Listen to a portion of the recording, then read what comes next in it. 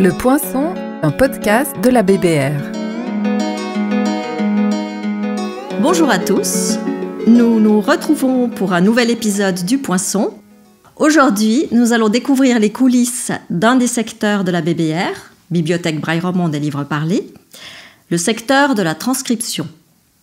Transcription. Qu'est-ce qui se cache derrière ce mot un peu mystérieux ? Nous allons en parler aujourd'hui avec 2 transcriptrices qui font partie d'une équipe de 5 personnes. 5 transcriptrices, c'est une équipe exclusivement féminine. Je vous laisse vous présenter.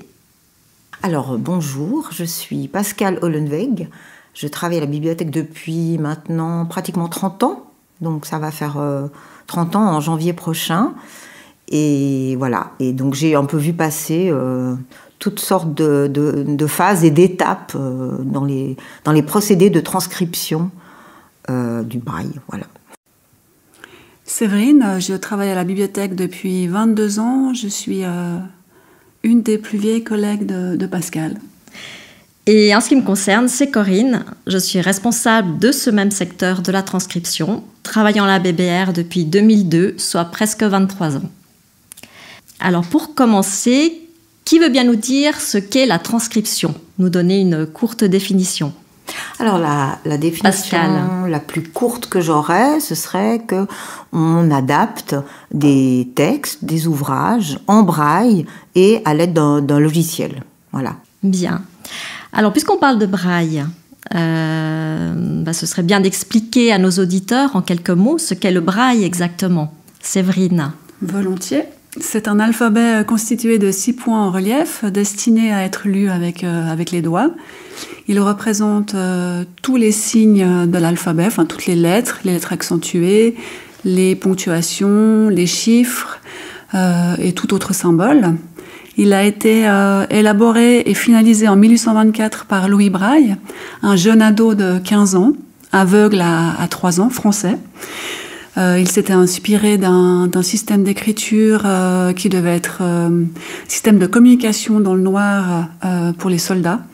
Il l'a amélioré en le réduisant de 24 points à 6 points pour que ce soit plus lisible, rapidement lisible avec la pulpe de l'index. Et il l'a aussi rendu accessible à l'orthographe en passant parce que ce système d'écriture était un système phonétique. Donc lui, ça lui tenait à cœur de reproduire l'orthographe pour les aveugles.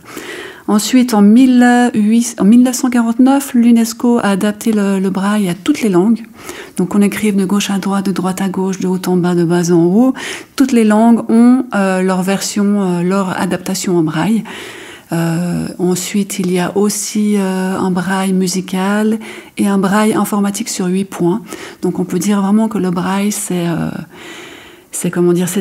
système d'écriture qui s'adapte avec le temps et qui est tout à fait modulable et efficace.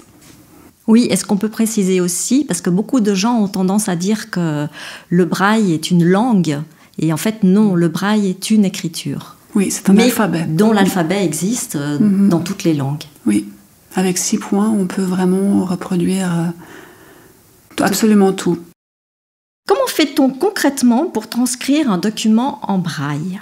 Qu'est-ce qui se passe ? Quelles sont les étapes pour qu'un document qui est imprimé en police noire, comme on dit au départ, aboutisse à un document en braille ?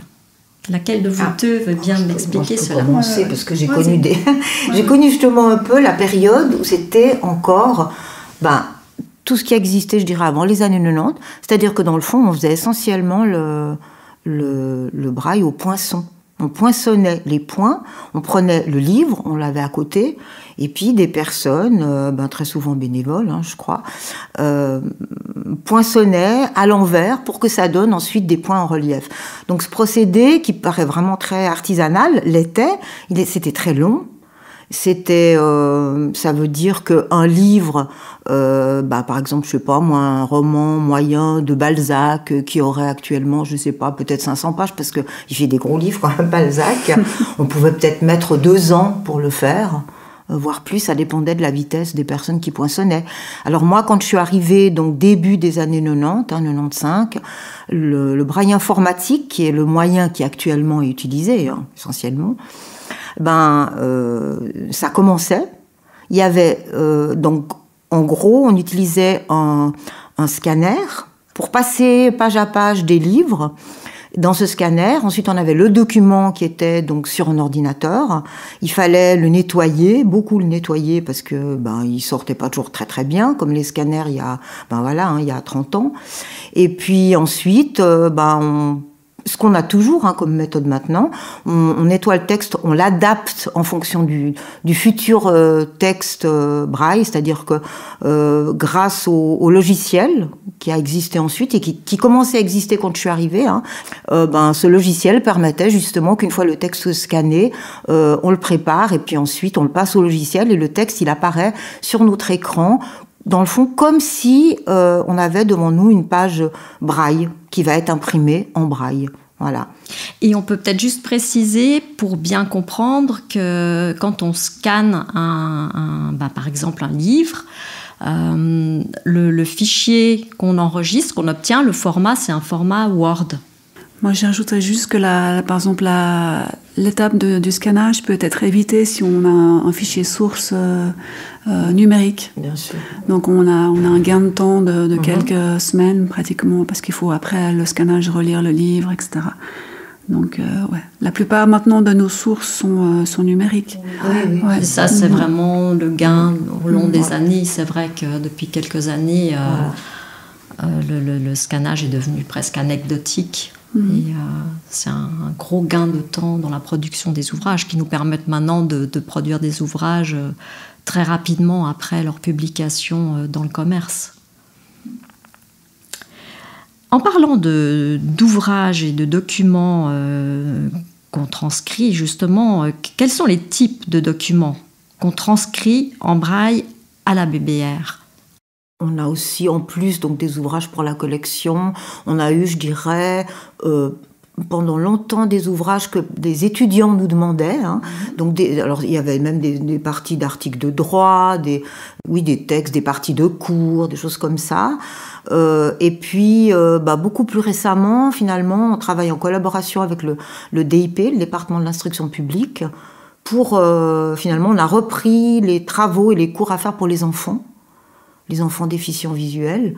Et donc, là, c'est très intéressant. Ça prend une bonne partie quand même de notre temps. Et on doit adapter toutes sortes de cours pour tous les âges. Donc, dès les plus petits, pour les plus petits qui apprennent à la fois le braille et qui apprennent à lire. Donc ces enfants-là, on va leur préparer des textes, par exemple, qui seront ensuite imprimés en braille. Puis peu à peu, comme maintenant c'est le cas pour beaucoup d'étudiants et de jeunes, c'est qu'ils vont travailler avec l'ordinateur. Alors les petits, ils apprennent après sur leur ordi. Résultat, maintenant, on prépare pour les écoliers très vite des textes qui sont uniquement en format Word et qu'on n'a pas besoin d'imprimer. Voilà. Et puis, il y a aussi des demandes particulières. Il y a toutes sortes de demandes. De temps en temps, c'est des organisations internationales qui ont des congrès et qui ont besoin qu'on prépare des textes. Exactement. Ponctuellement, des musées qui ont besoin de commentaires ou pour faire des expositions un peu accessibles à tout le monde. Puis, y avoir n'importe qui, voilà. Et ce qu'on fait aussi, je ne crois pas que tu l'as mentionné, c'est des cartes pour les restaurants. Ah oui, c'est vrai. Des restaurants qui seraient intéressés. Là, on l'a déjà eu fait assez régulièrement. Et finalement, pour toutes sortes d'entreprises qui voudraient communiquer avec le public cible. Et que ce soit en braille. Et justement, ça m'amène à l'autre question. Tu l'as un petit peu abordé, Pascal, juste avant... Parce que je te posais la question par rapport au braille, mais tu as un petit peu devancé ma question suivante en mentionnant pour les élèves notamment du scolaire qu'on fait aussi des adaptations en format Word par exemple. Et donc voilà, c'est ça aussi, c'est que au service de la transcription, enfin dans le secteur de la transcription, on ne produit pas que du braille. Et est-ce que, Séverine, tu voudrais nous en parler un petit peu plus ? Oui, alors le braille papier, c'est la partie émergée de l'iceberg, je dirais. On tend nos adaptations tendent à être plutôt numériques. On peut adapter du fichier Word, du PDF, mais aussi du BRF. Alors la plupart des gens ne connaissent pas le BRF. Alors je vais expliquer un petit peu ce que c'est. C'est c'est l'équivalent du braille papier, mais en numérique. C'est-à-dire c'est un fichier qu'on peut lire avec une voix de synthèse ou lire avec une plage braille. Il faut savoir que chaque titre que nous produisons pour la collection, donc titre papier, est optimisé par la production d'un braille numérique, donc un BRF. Et l'avantage de ce fichier-là, c'est qu'on peut lire l'intégralité d'un titre. Donc un titre, ça peut être un titre de 300, 500 pages sur un appareil de lecture. Donc on peut être au café, on peut être dans le train, dans une salle d'attente et lire un livre très volumineux juste sur la ligne braille ou l'écouter avec une voix de synthèse. Le BRF a cet avantage par rapport au... il est comme le braille, c'est-à-dire qu'il transmet à travers la ligne braille l'orthographe et on peut aussi circuler dedans avec sa structuration. On adapte aussi des fichiers Word, des fichiers PDF avec une structuration, un balisage. Donc on peut aussi lire ces fichiers numériques avec une plage braille et la voix de synthèse, et où il y a des personnes qui utilisent les deux en même temps. Donc cet avantage-là nous a permis d'élargir un peu le panel de notre public. Donc vu qu'on peut lire avec l'audio nos documents, on peut toucher aussi un public plus large, comme les personnes à besoins spécifiques, comme les personnes dyslexiques, dyspraxiques, comme d'autres personnes qui ont des problèmes physiques, comme tétraplégiques ou d'autres problèmes d'apprentissage. Donc on voit vraiment que le braille n'est pas cantonné à du livre papier. Il est vraiment l'allié du numérique, puisqu'on peut accéder au livre numérique, on peut accéder à son orthographe à travers une ligne braille. Séverine, tu as évoqué juste avant les mots plage braille. Rien à voir avec une plage. Rien à voir avec une plage. C'est un peu moins exotique, mais plus utile. Est-ce que tu peux nous expliquer ce que c'est ? Mais c'est un dispositif de lecture. C'est comme une réglette qu'on va plaquer. Alors là, moi je parle d'un poste de travail devant un ordinateur. On va plaquer cette plage braille devant le clavier, et sur cette plage braille, il y a des picots qui vont émerger en fonction de où se place le curseur dans le texte. Donc on aura vraiment l'équivalent de la ligne sur laquelle est le curseur en braille et qui va émerger sur la plage braille. Pour former les caractères. Pour former les caractères braille. Voilà. Oui, et en fait, la personne qui va lire le document, elle promène sa main, son index en fait, sur cette plage ou cette ligne braille, et c'est comme ça qu'elle lit, comme si elle lisait sur une feuille de papier en fait. Et puis maintenant, si on parlait un petit peu de vous, les transcriptrices, déjà, comment avez-vous atterri à la BBR, l'une et l'autre ?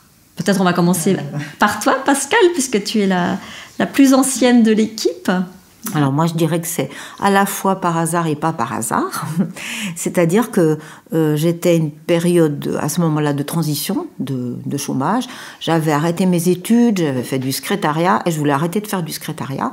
Et comme j'aimais bien lire, j'aimais bien les livres, je me suis dit je vais me lancer, je vais essayer de rechercher, au début en tout cas, un emploi un peu...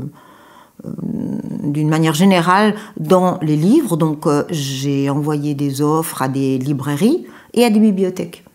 Et en fait, j'ai hésité quand j'ai vu Bibliothèque Braille et je me suis dit peut-être qu'ils me demanderont pas de savoir le braille, puisque de toute façon je savais pas du tout comment ça fonctionnait. Et puis j'ai fait une offre spontanée. Et puis par chance, j'ai reçu une réponse et on m'a dit: est-ce que vous aimez bien lire? Est-ce que vous savez bien le français? Bon, ça allait, c'était dans mes cordes. Il fallait savoir un peu d'informatique, mais pas trop, donc c'était vraiment dans mes cordes. Et puis voilà, et puis j'ai eu la chance de pouvoir commencer. Voilà. Essentiellement parce que j'aimais lire et que je voulais travailler dans le domaine des livres. Voilà. Et toi, Séverine ? Alors moi, j'ai reçu un téléphone d'une amie qui était étudiante en lettres et qui travaillait à la bibliothèque. et qui m'a dit, écoute, moi j'ai fait le tour, j'aimerais changer de travail et j'ai pensé à toi. Alors moi j'ai dit, bah, tiens, ça a l'air pas mal tout ça, et donc je me suis présentée, j'ai passé un test, je l'ai réussi, et ensuite, donc j'ai commencé comme étudiante, payée à l'heure, et j'ai une collègue après une année qui est partie à la retraite, et vu que j'avais déjà une année d'expérience, j'ai demandé si je pouvais reprendre son poste, et voilà comment je suis devenue de fil en aiguille transcriptrice à 50%. Voilà, il y a plus de 20 ans. Plus de 20 ans, voilà, exact. Qu'est-ce que vous aimez dans ce métier ? Alors moi, j'aime bien le côté concret et utile de faire quelque chose qu'une autre personne ne pourrait pas avoir par un autre biais. J'aime bien... en même temps, j'aime bien faire des choses un peu... des demandes spécifiques qui sortent un petit peu de notre travail classique, parce que c'est un petit travail de recherche en amont. On communique avec la personne, on essaye de voir quels sont ses besoins, dans quel but, et on doit tout le long de l'adaptation ensuite garder le cap, rester, parce qu'on est quand même toute voyante à la bibliothèque, à la transcription, et on doit garder le cap de ces besoins particuliers-là. On sort un petit peu de nous-mêmes, si on veut bien. Et puis, chaque demande particulière, en même temps, je suis utile, et en même temps, la personne qui nous le demande, la chose nous est utile, parce qu'on se forme et on s'améliore à chaque spécificité. Et ce que j'aime bien aussi, ce qui me tient à cœur, c'est que depuis quelque temps, on a pas mal optimisé la production des livres braille et papier pour la collection, et on arrive lorsqu'on embosse, on appelle embosser, mais lorsqu'on imprime en braille un titre, on arrive à quelques semaines de sa sortie dans le commerce, et ça je trouve plutôt sympa d'avoir vraiment accéléré le processus. Je trouve que c'est un petit confort sympa qu'on peut offrir à nos abonnés. Une belle satisfaction. Ouais. Et toi, Pascal, qu'est-ce que tu aimes dans le métier de transcriptrice ? Alors, juste avant de le dire, je reprends ce que dit Séverine. Je trouve que oui, c'est très important, parce que par la nature même du travail qu'on fait ou qu'on faisait avant, le temps que ça prenait faisait qu'il y avait un écart assez important parfois entre la sortie d'un livre que les gens attendaient, du commerce dont on avait entendu parler et qu'ils avaient très envie de lire, alors que maintenant, il y a beaucoup moins d'écart. C'est vrai qu'en plus, on a travaillé quand même pendant longtemps avec des bénévoles. Donc c'est vrai que ces bénévoles, c'était merveilleux de pouvoir avoir leur service. Mais on ne pouvait pas non plus exiger d'eux forcément qu'ils aient le temps, ou qu'ils prennent le temps à peu près tous les jours, d'une manière trop accélérée non plus, de faire tel ou tel ouvrage. Donc les professionnels, on s'en chargeait, mais c'était quand même plus long le délai, en gros, globalement. Et maintenant, on arrive pratiquement à se dire qu'on va pouvoir sortir un livre dont on vient de parler dans les médias, assez vite, mais qui soit disponible assez vite. Alors, moi, je dois dire qu'au début, ce que j'aimais, surtout parce qu'il y a beaucoup plus de lecture, c'était les livres, c'était le contact avec les livres. Donc, on lisait, on corrigeait. Et après, on a eu au fil des années beaucoup moins le besoin de lire en entier des livres. Finalement, on les prend, on les traite, on survole un peu pour voir leur structure générale et s'il y a des fautes ou pas. Mais ça, il y a des moyens informatiques qui nous permettent de le faire rapidement quand même. Et alors maintenant, ce qui me plaît beaucoup, c'est quand même l'adaptation, c'est-à-dire que les moments où, dans un ouvrage, surtout évidemment un peu plus pour les ouvrages scolaires par exemple, on doit adapter, on a des schémas, des graphiques, comment on va représenter un graphique. Alors évidemment, pour un enfant ou une personne d'ailleurs, qui lira que en braille, donc imprimé braille, c'est encore plus dur, donc il faut vraiment adapter parce qu'il ne pourrait pas y avoir de schéma, etc. Mais même finalement en braille numérique, il y aura pas, faut se dire que ce texte-là, la personne qui va l'utiliser, elle n'aura pas de graphique, elle pourra pas voir un graphique, elle pourra pas forcément sauter avec sa souris d'un endroit à l'autre, et donc on devra adapter, on devra faire des commentaires, des commentaires de photos, des commentaires de dessins, et se poser la question, un peu comme disait Séverine, se poser la question de se dire qu'est-ce qui va être le plus utile pour la personne. Si c'est un enfant petit, on va expliquer un peu différemment que si c'est un enfant plus grand, où il y a des notions qu'il connaît déjà, ou si c'est une personne de l'extérieur qui aura peut-être besoin de pas beaucoup d'autres commentaires. Voilà. Donc c'est vrai que du coup, les besoins sont spécifiques, et du coup, ça, c'est intéressant aussi. Voilà. Et tu parlais des bénévoles tout à l'heure. C'est vrai que c'est important de le préciser qu'on a eu pendant de nombreuses années une grande équipe de bénévoles. Ils ont été jusqu'à une bonne douzaine, voire même quinzaine. Et on a donc réduit cette équipe désormais à 4-5 personnes seulement, mais qui nous sont toujours très utiles. Et c'est vrai que quand on tombe sur des ouvrages qui sont un petit peu plus complexes, ou voilà, pour que les transcriptrices aient le temps de se consacrer à autre chose, on sollicite nos derniers bénévoles pour nous aider à continuer d'adapter les livres, à continuer de fournir toujours une bonne quantité d'ouvrages pour la collection. Et c'est vrai que je voudrais profiter de ce podcast pour les remercier, parce qu'ils font vraiment partie aussi de l'équipe de la transcription, et grâce à eux, c'est grâce à eux aussi qu'on produit des ouvrages pour la collection. Est-ce que vous auriez éventuellement une anecdote de transcriptrice à nous raconter ? J'en ai peut-être une ou deux, mais il y en a une qui me frappe, donc j'aime bien me remémorer. C'est quand j'ai commencé, comme on l'a dit, on n'avait pas encore de livres à télécharger. On n'avait pas encore de plateforme, dans le fond, où on peut trouver des ouvrages. Les éditeurs ne fonctionnaient pas du tout comme ça. Donc, dans le fond, on leur demandait des livres et on les scannait. Et c'est vrai que le premier scanner auquel j'ai eu affaire, c'était vraiment un appareil antique, c'est-à-dire qu'on devait... Alors, non seulement c'est beaucoup plus lent que les scanners actuels, évidemment, il fonctionnait page par page, donc il fallait mettre une page, attendre un petit peu, ensuite la retourner. Et je me souviens surtout, l'anecdote, c'est que le premier qu'on a eu, quand on retournait pas la page à temps, il fallait recommencer. Donc je sais qu'à l'époque, la personne avec qui j'avais commencé m'avait dit « Attention, tu retournes au bon moment. Si tu ne retournes pas la page au bon moment, il va falloir recommencer. » Et c'est vrai. Alors pas tout le livre, mais disons que ça interrompait pas mal. Donc à la fois c'était lent et je me disais « Mais qu'est-ce que je vais faire ? Je vais lire en attendant. » Alors moi j'ai une anecdote qui concerne plutôt le braille, mais pas la transcription. J'ai en fait la chance de faire des animations dans les écoles avec Tiane, ma collègue. On est aussi épaulé par Manuela, mon autre collègue. On va dans les cycles, les écoles primaires, les collèges, sensibiliser les classes au braille, à l'écriture braille. Et un jour on a été dans un cycle et un jeune garçon vient vers nous et nous dit « Ah, je vous remercie beaucoup parce que j'avais suivi un atelier que vous aviez fait en primaire dans ma classe. Et après cet atelier, je connaissais donc un peu l'alphabet braille, j'ai pu écrire à ma tante aveugle. J'ai pu lui écrire une lettre juste avant qu'elle meure. Elle était toute contente et je vous remercie beaucoup. Et ben voilà, je trouvais que ça démontrait bien que le braille reste un formidable moyen de communication. Voilà, tout simplement. Ok, écoutez, je vous remercie beaucoup pour votre participation, le partage de votre expérience. Et peut-être donner les coordonnées, informer nos auditeurs si quelqu'un a une question, a une demande à formuler pour un document à adapter. Il peut s'adresser à la bibliothèque, soit en écrivant par mail à l'adresse bbr@abage.ch,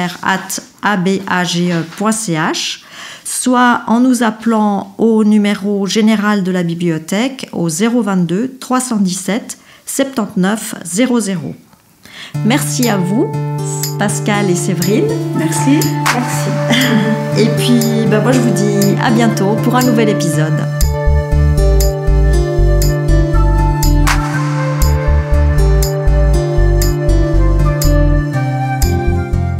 La BBR, des livres à haute voix et des livres au bout des doigts.